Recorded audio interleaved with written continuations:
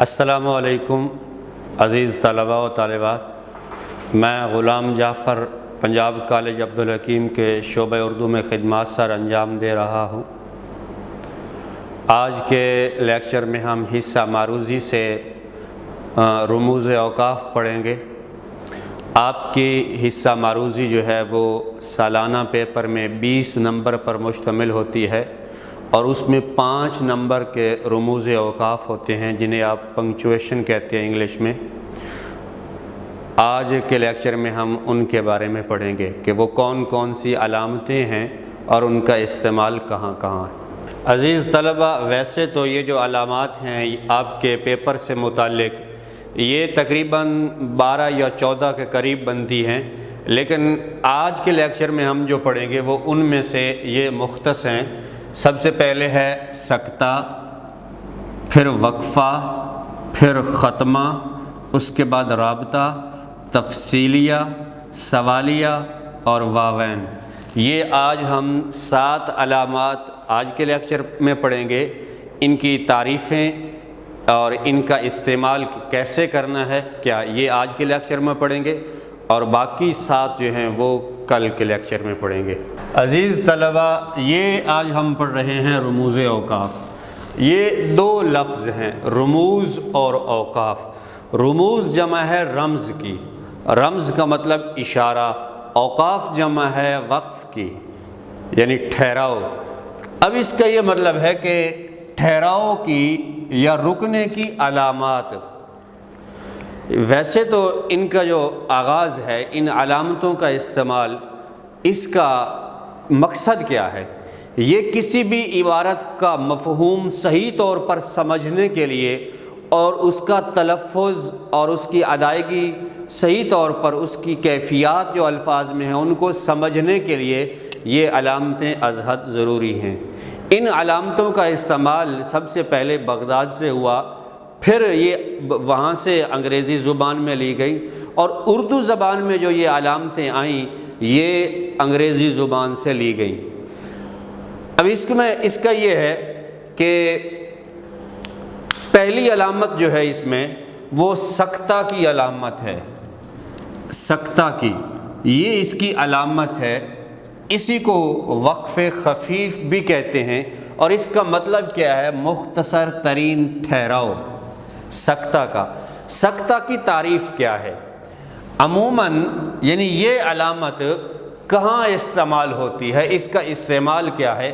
یہ دیکھیں، یہ عموماً اسماء یعنی ناموں کے درمیان، یا ضمائر، یا ایک ہی درجے کے الفاظ جو مترادفات ہوں یا متضادات ہوں ان میں بھی یہ استعمال ہوتی ہے، یا واقعات، کوئی واقعہ ہو اور اس جو تعریر ہو، اس کے چھوٹے چھوٹے جزء کو آپ نے بیان کرنا ہو، تو ان اجزاء کے درمیان جو علامت استعمال ہوتی ہے وہ بھی سکتہ کی علامت استعمال ہوتی ہے۔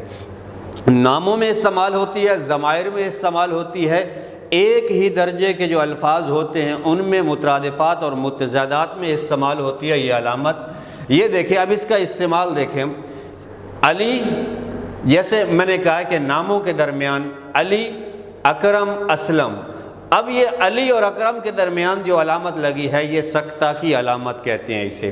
اس کے بعد دوسری دیکھیں، پنجاب، سندھ، سرحد، یہ پنجاب اور سندھ کے درمیان جو علامت استعمال ہوئی ہے اسے سکتہ کہتے ہیں۔ یہ تو نام ہو گئے۔ اب یہ جو الفاظ ہیں جو ایک ہی درجے کے الفاظ ہیں، یہ دیکھیں، سردی، گرمی، یا متضادات، پہلے ہم نے کہا ہے کہ متضادات کے درمیان بھی یہی علامت استعمال ہوتی ہے۔ سردی، گرمی، دن ہو یا رات، آندھی ہو یا طوفان، اب یہ ان کے درمیان جو علامت استعمال ہوئی ہے وہ سکتہ کی علامت استعمال ہوئی ہے۔ اب دیکھیں دوسری بات، پہلی یہ سکتہ، اس کے بعد جو علامت استعمال ہوتی ہے وہ وقفہ کی علامت ہے۔ وقفہ کی علامت یہ دیکھیں واضح طور پر موجود ہے، اسے نصف وقف بھی کہتے ہیں، اور اس کا ٹھہراؤ جو ہے وہ سکتہ سے زیادہ ہوتا ہے۔ اب یہ اس کا استعمال کہاں ہے؟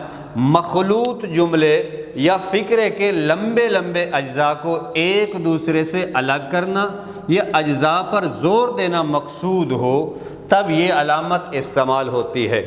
اب اس کا استعمال یہاں دیکھیے جی، جو کرے گا سو بھرے گا، جو کرے گا کے درمیان جو علامت استعمال ہوئی ہے یہ وقفہ کی علامت استعمال ہوئی ہے۔ یا اس کی دوسری مثال دیکھیں، دودھ ایک مکمل غذا ہے، یہ میٹھا ہوتا ہے، یہ جسم کو فربہ بناتا ہے۔ اب ان جملوں کے درمیان یعنی ایک ہی عنوان ہے، موضوع ایک ہی ہے، اب اس کے جو جملے ہیں ان کے درمیان جب ہم نے اس تعریر کے یا ان جملے کے جو اجزاء ہیں ان کو الگ الگ کیا ہے تو ان کے درمیان جو علامت استعمال ہوئی ہے وہ ہوئی ہے جی وقفہ کی۔ اب دیکھیے جی، اس کے بعد ہے ختمہ کی علامت، اسے آپ فل سٹاپ بھی کہتے ہیں، وقف مطلق یہ ہوتا ہے، زیادہ ٹھہراؤ بھی اسے کہتے ہیں، جہاں یہ وقفہ سے زیادہ ٹھہراؤ ہوتا ہے۔ اس کا استعمال کہ ایک جملے کو جب آپ کا ایک جملہ مکمل ہو جاتا ہے تو اس ایک جملے کے آخر پہ جو علامت لگاتے ہیں وہ ختمہ کی لگاتے ہیں۔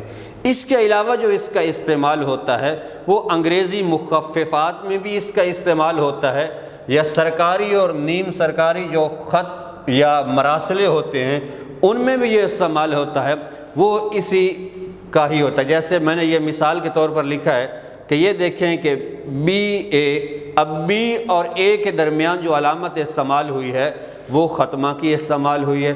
جیسے دیکھیں ایم بی بی ایس، اب ان کے درمیان انگریزی مخففات کے درمیان جو علامت استعمال ہوئی ہے وہ ختمہ کی ہوئی ہے۔ یا جو سرکاری اور نیم سرکاری مراسلہ جات ہو جیسے یہ مراسلہ نمبر 573، آگے ختمہ کی علامت ہے، آگے ہے 68، یہ ختمہ کی علامت۔ اس کے بعد رابطہ کی علامت دیکھیں، یہ وقفہ سے بھی زیادہ ٹھہراؤ ہے۔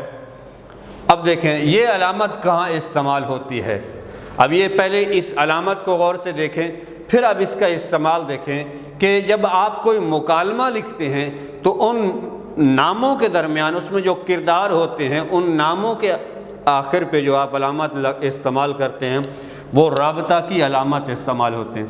اس کے بعد کسی شخصیت کے قول سے پہلے بھی یہی علامت استعمال کرتے ہیں، یا سابقہ خیال کی تشریح کے لیے بھی یہی علامت استعمال کرتے ہیں، اور چیزوں کا شمار یا بات کا جاری رکھنا مقصود ہو تو بھی یہی علامت استعمال کرتے ہیں۔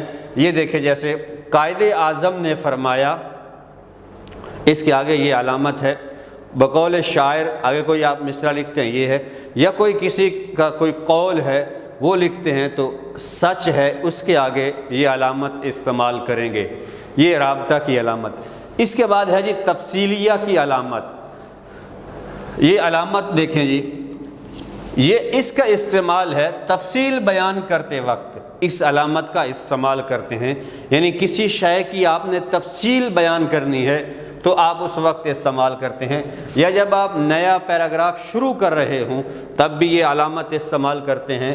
اور عموماً آپ نے دیکھا ہوگا کہ آپ کے سبق میں جہاں کہیں لکھا ہوتا ہے کہ مدرجہ ذیل یا درج ذیل نام یہ ہیں تو اس وقت نیچے جو علامت استعمال ہوتی ہے وہ تفصیلیہ کی علامت استعمال ہوتی ہے۔ مثال کے طور پر یہ دیکھیں جی، کلاس کے طلباء کے جو نام ہیں، کلاس کے طلباء کے نام درج ذیل ہیں، یا پاکستان کے صوبوں کے نام درج ذیل ہیں، یا سیال کوٹ کی مشہور چیزیں، آگے یہ دیکھیں، آگے ہم جو علامت استعمال کریں گے وہ تفصیلیہ کی علامت استعمال کریں گے۔ اس کے بعد سوالیہ کی آپ علامت دیکھیں، یہ علامت ہے سوالیہ کی، اور اس کو استفہامیہ بھی کہتے ہیں۔ استفہامیہ، یہ جب آپ کسی سے کوئی سوال کرتے ہیں تب یہ علامت استعمال ہوتی ہے اس سوال کے آخر پہ، یا عموماً آپ نے دیکھا ہوگا کیوں، کیسے، کہاں یا کب وغیرہ کے آگے بھی یہ علامت استعمال ہوتی ہے۔ اور وہ الفاظ جو قابل تشریح ہوں یا تحقیق طلب جو جملے ہوں ان کے آگے بھی جو علامت ہم استعمال کرتے ہیں وہ سوالیہ کی استعمال کرتے ہیں۔ مثال کے طور پر یہ سوال ہے کہ آپ کیا کھانا پسند کریں گے، اس کے آگے جو علامت استعمال ہے کہ ہم نے سوال کیا ہے تو اس کے آگے جو علامت لگے گی وہ بھی سوالیہ کی۔ دوسری مثال یہ دیکھیں، کیا یہ کتاب آپ نے پڑھی ہے، یا ہم نے سوال پوچھا تو اس کے آگے جو علامت استعمال ہوگی وہ سوالیہ ہی کی ہوگی۔ اب آخری بات دیکھیں، آخری علامت یہ واوین ہے، انورٹڈ کاماز، آپ اسے انگلش میں کہتے ہیں واوین، یعنی یہ اس کی مثال یہ دیکھیں، واوین کا مطلب ہے دو واو، یعنی آپ کوئی جملہ لکھتے ہیں تو اس کے جملے کے ابتدا میں بھی اور آخر پہ بھی جو آپ علامت استعمال کرتے ہیں کہ کسی کے قول یا فرمان کو ہو بہو اسی کے الفاظ میں نقل کرنا ہو تو ابتدا و آخر میں یہ علامت لگاتے ہیں۔ یا ظریفانہ طنزیہ خطابات یا القابات کے وقت جب ہم کسی کو پکار رہے ہوتے ہیں تو اس وقت بھی واوین کا استعمال ہوتا ہے۔ اب مثال کے طور پر یہ دیکھیے کہ کسی کا قول جو ہے وہ ہو بہو نقل کرنا، قائد اعظم کا فرمان، تو اب اس کے ابتدا میں بھی اور آخر پہ بھی ہم جو علامت استعمال کریں گے وہ واوین کی استعمال کریں گے۔ اور دوسری مثال دیکھیں، اس نے کہا، میں نے پہلے کہا کہ کسی کا قول ہو بہو اسی کے الفاظ میں، کسی کی بات کو ہو بہو اسی کے الفاظ میں نقل کرنا ہو تو اس کے جملے کے آغاز میں اور آخر پہ واوین کا استعمال کرتے ہیں۔ یہ انتہائی ضروری ہیں یہ علامتیں، ان کو سمجھنا، کیونکہ اگر یہ سمجھ نہ ہم رموز اوقاف کو نہ سمجھیں تو ہم عبارت کا صحیح مطلب اور مفہوم کیا ہے وہ نہیں سمجھ سکتے، یعنی کہنے والا، لکھنے والا کیا کہنا چاہتا ہے اور اس میں کیا جذبات اور کیفیات ہیں، ہم ان کو صحیح طور پر نہیں سمجھ سکتے۔